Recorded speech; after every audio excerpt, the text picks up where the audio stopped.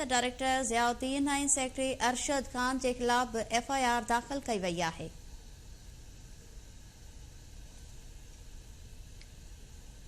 Anti corruption committee 1 जी मंज़ूरी बाद anti corruption ओभर ज़ोन में FIR दाख़िल कई वई आहे।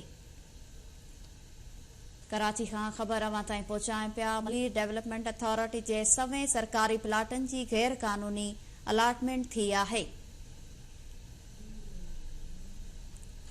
MDA जे additional director general Suhail Ahmed समेत 14 ॼणनि ते FIR दाख़िल कई वई आहे।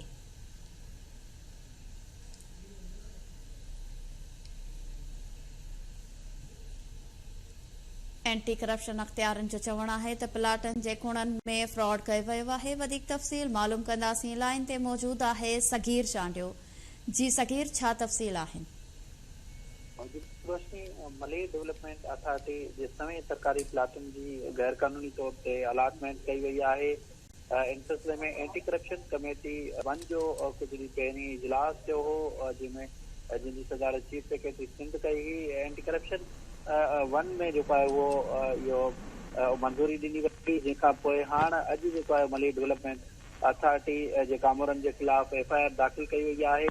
डेवलपमेंट अथॉरिटी जे additional director general Mohammad Sohail समेत 14 ॼणनि ते FIR दाख़िल कई वई आहे। कुड़नि में फ्रॉड जेको आहे उहो कयो वियो। हिकु माण्हू खां वधीक जेको आहे हिकु वधीक प्लाट ॾिना विया। उन्हनि जा शनाख़्ती कार्ड नंबर बि जेके आहिनि उहे ग़लति हुआ। हिकु ई ख़ानदान जे माण्हुनि खे हिकु सीरीज़ जा जेके आहिनि उहे प्लाट ॾिना विया आहिनि। उनमें जेको FIR में डायरेक्टर आहे ज़ियाउद्दीन, सेक्रेटरी MDA अरशद खान समेत 14 ॼणनि जे ख़िलाफ़ जेका उहा FIR दाख़िल कई वई आहे। डिप्टी डायरेक्टर मोहम्मद अफ़ज़ल आहे, डिप्टी डायरेक्टर उमेर गुलज़ार, उनखां अलावा मुख़्तलिफ़ जेके आहिनि उहे MDA जा मुलाज़िम आहिनि या जन फ़ाइदो हासिल कयो आहे। प्राइवेट पर्सन जेके आहिनि उन्हनि जे ख़िलाफ़ जेका उहा FIR दाख़िल कई वई आहे। जी, वॾी महिरबानी नाज़िन। कराची खां सगीर चांडियो तफ़सील ॾिना आहिनि।